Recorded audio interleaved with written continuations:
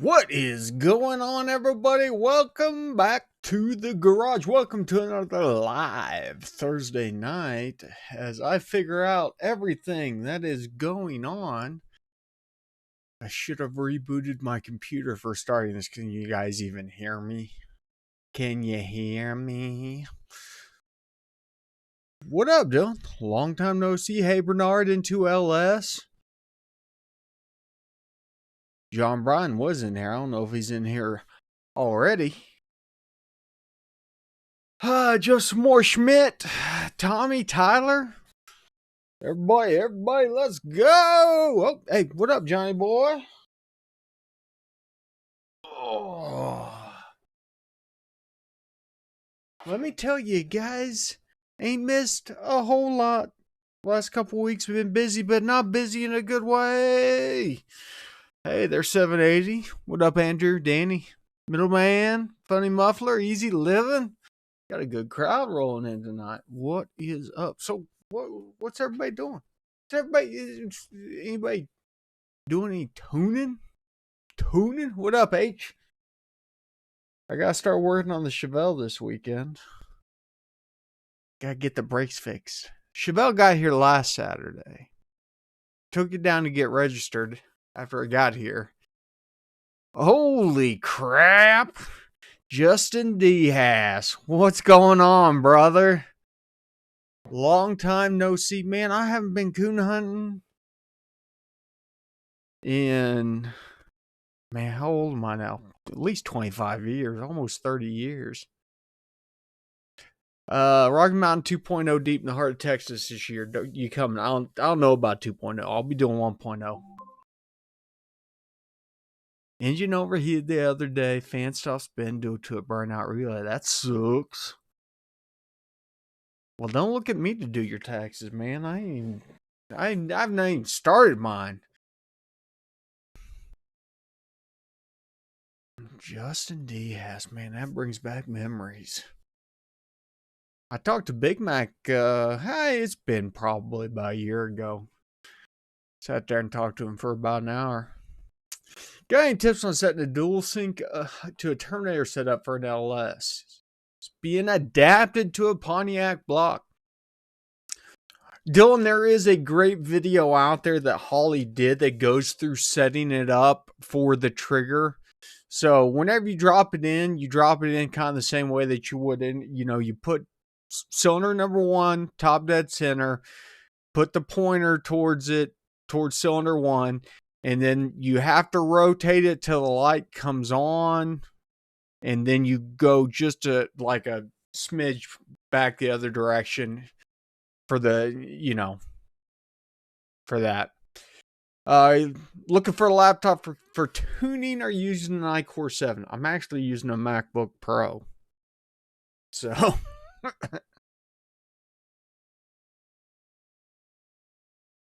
about to remote into a Mustang in Iraq from Canada. That's what I'm talking about, Paul. So I just said I was taking the Chevelle down to get registered after it showed up Saturday. And let me tell you, the old drum brakes on it, she was struggling. Whoever set it up did not do a good job. Thing turns left real good just by touching the brakes. MSI Katana, listen, man, it's HB tuners, Bernard. Doesn't take much. My go-to is still a generation or two old Surface Pro, Microsoft Surface Pro. Funny Muffler says, finally got my first LS. Escalated with the 6.0. Next issue with my build seems I have fuel pressure lowering 10 psi over 45-minute drive. Hard to find out if it's a regulator or one of the two pumps. That's interesting. I would think it'd be one of the pumps as it's getting warm, maybe. I don't know. That's tough. Let me know what you find out into LS.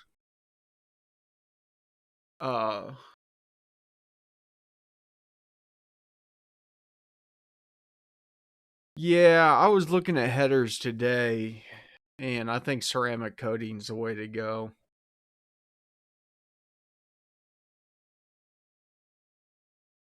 Do one with Windows 11 or higher, you'll have to have an MPVI 2 or higher. Did not know that the original MPVIs did not work on Windows 11. Something wrong with the driver I'm taking. So I'm on the lookout for a L82. I don't think they're that expensive. I think I want to put an L82 in the Chevelle. What do you guys say? 5.3 liter, direct injection. What's your thoughts? Give me feedback. And then while we do that, hey, let's give away a couple memberships. How's that sound? Anybody want a membership? Well, I do have an LS3 that is literally just sitting in Monte Carlo right now. Listen, if you haven't already gone to YouTube and turned on your ability to receive free memberships, do it. That way, if you're watching the stream, you can get a free membership. We'll roll out 5 of them right now. Congrats. We got Tommy in here. Got H. Mike Few, are you in here? Or did you just get lucky?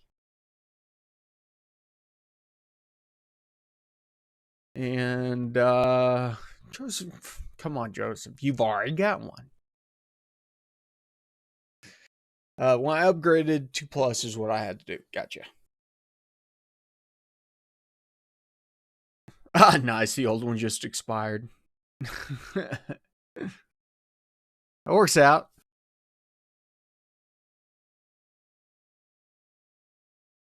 Sticking with the 11:1 compression ratio. If I go with L82, yes. Small amount of boost on it. If I got around to washing the salt off the Silverado here in Minnesota, upper 40s all week, ice is getting thin, I reckon. We got lucky last weekend. It rained enough to clear the salt off the roads, and we've not had to put any more down since then. A trick's reading the stock file on 2012 Audi A4. VCM doesn't recognize ECM. And it's manually making me put the controller info in. I think it's the Med 17.1. Honestly, Glenn, I've never tried to read one of the Med ECUs. So I know nothing about 72 degrees in OKC. Shorts weather. Had a lot of issues messing around with my 6L80 settings. Yeah, it's pretty easy to get those things not acting right. I'll be honest with you. It's part of the reason why I'm a Turbo 400 and Powerglide fan. They just work.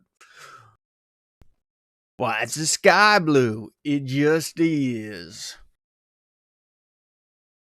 Do you have a trans in mind for the Chevelle? Powerglide or a Turbo 400? Everybody talks, oh, it's a heavy car. Should probably need a Turbo 400. E38 ECU after a VATS delete, the truck does not run. What's it doing? 780, because if it just doesn't run, there's something else wrong. Just bought HP tuners. Now I need a wideband. Listen, Denair, what are you tuning? That's going to make a difference. Normally the answer is always yes, but it is also dependent on the platform.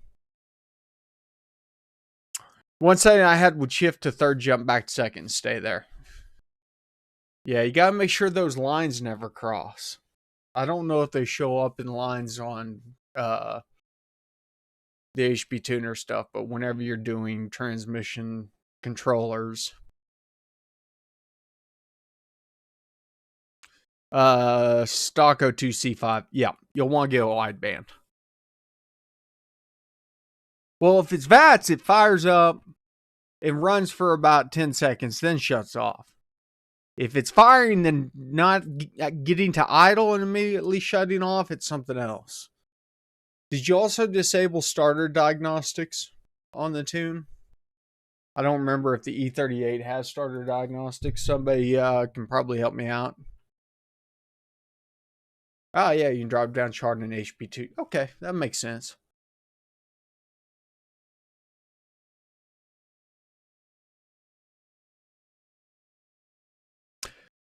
Middleman miner, listen.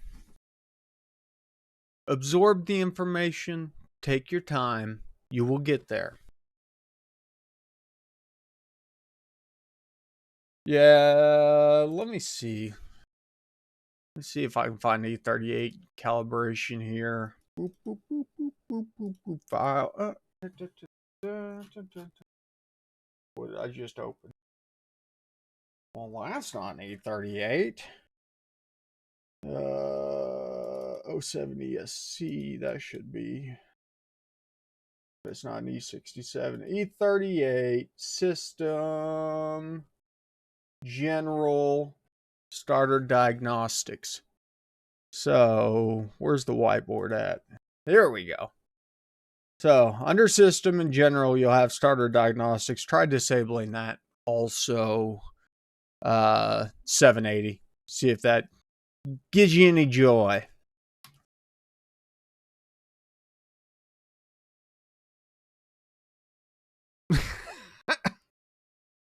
Just wiped your AFR tables. Don't do that. What do you think about this new driver demand tool that's out? I've not played with it.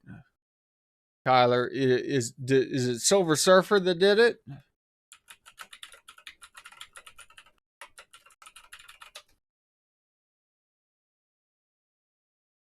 Oh, what is this?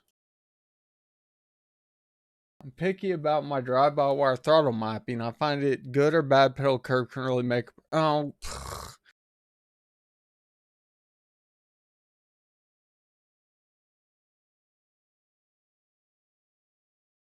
I don't know. I'll have to dig into this. If anybody else wants to check it out, I'll paste it in here. You guys can jump over to the forum and look at it. I'll be honest with you. Really don't need a tool for driver demand. It's pretty straightforward.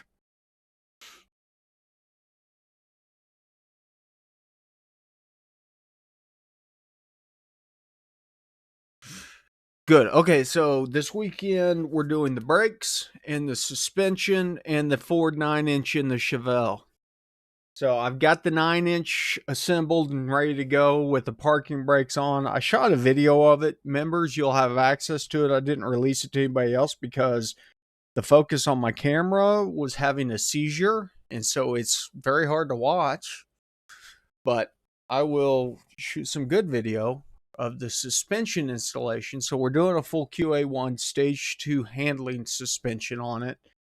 And the goal is to have the thing swapped over and on the disc brakes this weekend so I can drive it and enjoy it, because the interior stuff, we'll do the dash here soon because I've got Dakota digital gauges and stuff to do an install on that. But the seats are not showing up until sometime next month. They're back ordered, and so I can't do the center console conversion, all that jazz. At some point in time, we've got to jerk the small block out. Here. Okay, I'm going to add a poll in here.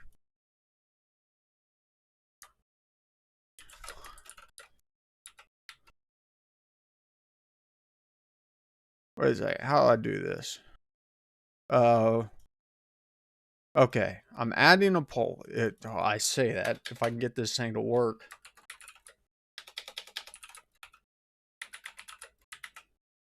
What the heck is going on?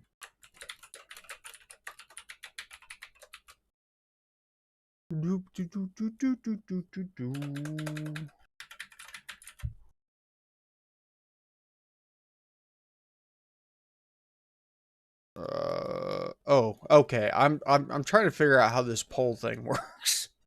You'd think it'd be easy, but it's not.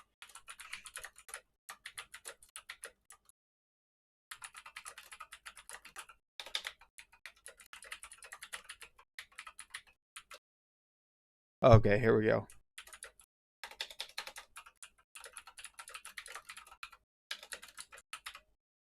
Poll started. Yay! I gotta remember to turn on live chat so I can see everything. When you change to a 2-bar OS on an E38, can you apply the other OS patches at the same time when you write entire? Yeah, you can do. If you're doing like the TCS patch and stuff like that, Frederick, you can do all those at the same time. So, let's give away a couple more memberships. As I said, if you want to be eligible for free memberships, because I give some away every once in a while, and that reminds me, I need to tell you about next week. Search on Google or whatever how to be eligible for free memberships, because there's a way that you have to toggle something. Yada yada yada. So, oh, what up, Brad? Sweet. Congratulations. So, next week, next Thursday on the live show, we're going to have one of the Elite Tune School guys join me. We'll be talking about tuning and stuff. They've got a new fundamentals class coming out, and we're going to give away some free access codes to the live members here next Thursday on the live show. So don't miss out on it. You can win a free class, free HB Tuners GM Fundamentals class. I think that's what it is. I've not seen it yet. It was still in development last time I talked to them. Oh, it's a HB Tuners intro course. So they're setting up an intro course. We're giving away some of those. So, question: Tune School, how's that compared to HB Academy? It's way more specific. Way more specific. I'm really enjoying my EcoBoost course. It's kind of interesting. A lot of the stuff I already knew, and just knew from tuning over time and kind of digging into it and stuff like that. But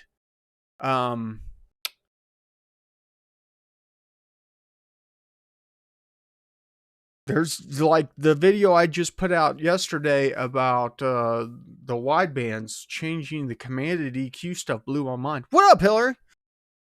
Hope you're having a wonderful night. So should I EFI the small block in the Chevelle? 76% said yes. 19 said LS3 in it. And 4% said no. So we will do an EFI on the small block Chevy, which is good news because I've already got all of the parts to convert a small block Chevy to EFI port injection, sequential injection, all that fun jazz. And I think I might be able to get it to run on P01.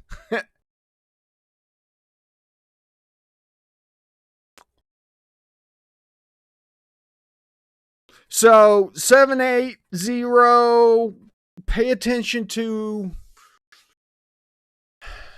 you got to remember that you have cranking, volumetric efficiency and stuff like that. And if it's working all right on those tables, and then as soon as it gets past what it considers cranking, basically above 400 RPM, it goes into an idle circuit with modifiers for temperature and stuff like that. If it's dying, it could be your standard VE fueling. Double check all of your sensors. Double check your DTCs. Make sure you don't have any funky DTCs. Yeah, you're welcome, Billy. Yeah, dude, it's super weird. Your short term and long terms are still a percentage off of how far they are off, but they directly affect the commanded. And so your live readings should always be close to what, stoic or whatever your commanded PE is. And you will see how much it's adjusting to accomplish that by looking at the commanded or the long. I don't know how I would approach it if you'd even necessarily need to look at the commanded. You could probably get by just paying attention to the short terms and long terms. It's cool stuff. But there's really some interesting stuff that it goes into when it talks about, if you've looked at a Ford, you know that there's like 24 VE tables and stuff like that. And it breaks all that stuff down, how it gets into it. That works out to be easier than I thought it would, if that makes sense. So, yeah, that's what I'm talking about. Gen 3 ECU, small block Chevy. I think I had to buy, technically I didn't have to. I bought a, was it a 4150 style throttle body instead of an LS style throttle body. I already had an elbow to go from a single plane to a LS style throttle body, but I wanted to get the carbureted style throttle body. So I don't know that we'll get around to doing any of that next week or this weekend. It'll probably be the weekend after this, but we're going to get into it as soon as possible. And so I'll go into all the stuff that you need to do it if for some reason, and I'll tell you why, to be honest with you. We deal with Gen 3s, Gen 4s, and Gen 5s. They call it Gen 3, Gen 4, and Gen 5 because it's the 3rd generation small block Chevy, the 4th generation, and the 5th generation small block Chevy. So we're still working on small block Chevys. Everybody's, calls them LSs, but they're small block Chevys. And the big thing that really, the small block Chevy was produced in vehicles from 1955 until 2002. So there's way more of those than there even LSs. You see LSs everywhere, but small block Chevy is the most abundant motor available out there. And there's more parts available for them, and they're a ton cheaper than LSs.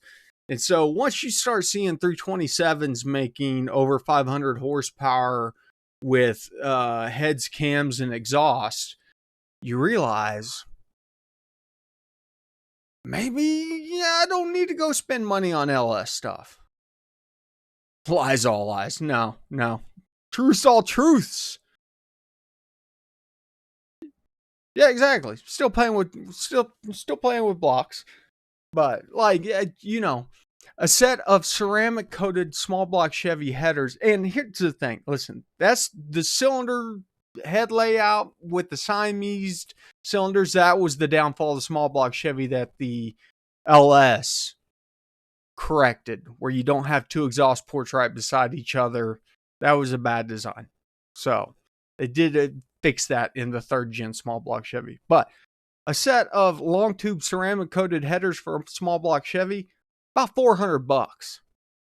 And this is from not crap companies. This is from good companies. I'm not going to say it's not from China companies because everything's made in China nowadays, but it's very interesting once you get into the rabbit hole of looking at small block Chevy parts, how cheap they are in comparison to LS parts, because LS parts are pretty cheap, but small block Chevy parts are cheaper. I am on the wrong screen. I was like, why? What? How come the chat's not showing up? All kinds of stuff. So, man, I tell you, it is awful hot in this office. And chat has died. Okay, here we go. Hold on, I'm trying to fix this.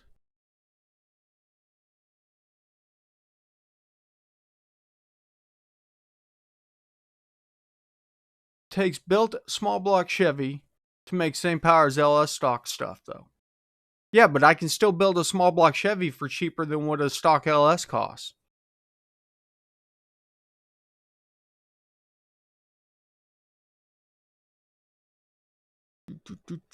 800 horsepower, 6.2Ls, 32300. Magnum 2.8 pulley, 65 pounds, dual motor, fuel pump.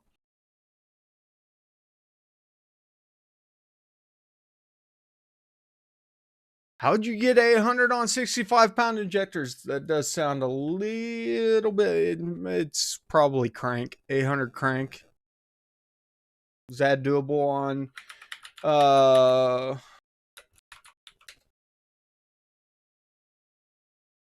65 pounders? 800, 8, supercharge. Yeah, so 800 crank will do it. 800 is going to be about the limit for 65 pounders.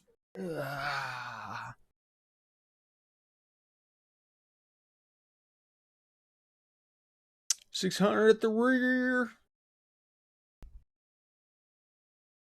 Says maybe 750. Maybe 750. Oh, it's the internet, man. Everybody's hitting 1,000 horsepower nowadays. 1,000's the new 500, right? Okay. Well, we're going to wrap up a couple minutes early because I've had a super long day and I didn't get around to taking a shower yet, so I still got to take a shower. But as I said, show up next Thursday if you want a chance. You know the drill. Drinks too much fuel. Man, why are you modifying your car if you don't want... Come on, Bernard. Listen, you guys know the drill. Thanks for stopping by the garage. Remember, ABT, always be tuning. My button not working?